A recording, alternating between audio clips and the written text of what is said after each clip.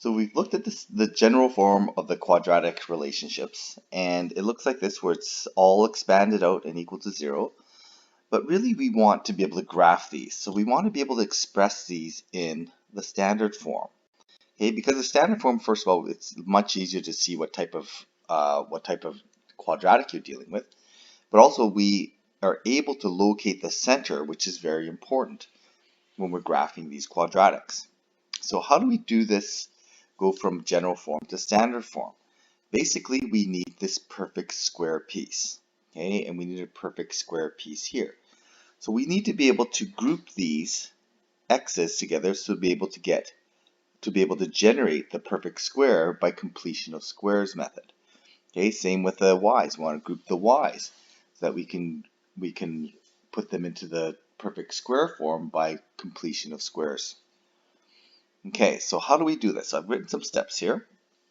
So collect the like variables and factor out the coefficients. So here we have our like variables, our x variables. So we're going to collect these together.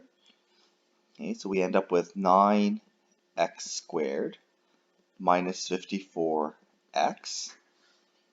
Okay, and I'm going to collect the y variables together, 4y squared plus 16y. And I'm just going to put the constant term to the other side. Okay, now you can keep them on the same side if you like, but I'm going to balance this because I'm going to have to balance this. I'm going to balance this on the other side of the equation. So the second step here is we need to complete the square, we need to factor out the leading coefficient. Okay, and we're going to then use this factored form to complete the square. So plus, we're going to factor out that 4, y squared plus 4y plus blank. Okay, and that will help us generate the perfect square. Okay, so the next step then is we're just going to complete the square. So I'm going to fill in the perfect square here. So half of the middle squared is 9, half the middle squared here is 4. But we have to make sure we balance. We have to, when we complete the square, we're balancing off this equation. So I've added in actually 9, but not just 9, I've added in 9 groups of 9, or 81 on the left-hand side. So I have to balance that with 81 on the right-hand side. Here we've added in 4, but not just 4, we've added in 4 groups of 4.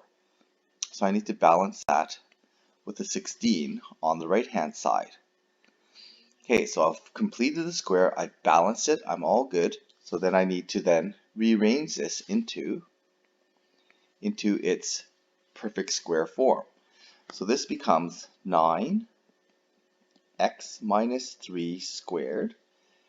This becomes 4y plus 2 squared. That's going to be equal to, when I group this all together, I'm going to end up with negative 61 plus 81 is 20, plus 16 is 36. I want to put this into graphing form. I recognize that this is an ellipse.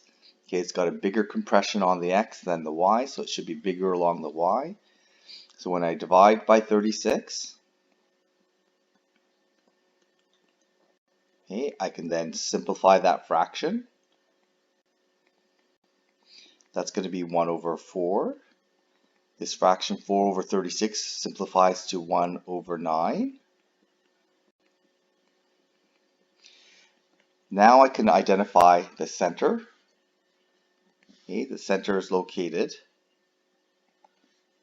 at positive 3, negative 2. Okay, that's going to be worked out from there. My b variable, sorry, my a variable is going to be equal to square root of 4, which is 2. My b variable is going to be the square root of 9, which is 3. Okay, so I get it from the denominators here. That allows me to generate the slope of my hyperbola. So the slope is going to be plus minus 3 over 2. Okay, rise over run. Okay, so having the center, knowing my a and b and my slopes, I can then sketch this graph. So 3 over 2 down, there's my center. Okay, so that's going to be at 3, negative 2.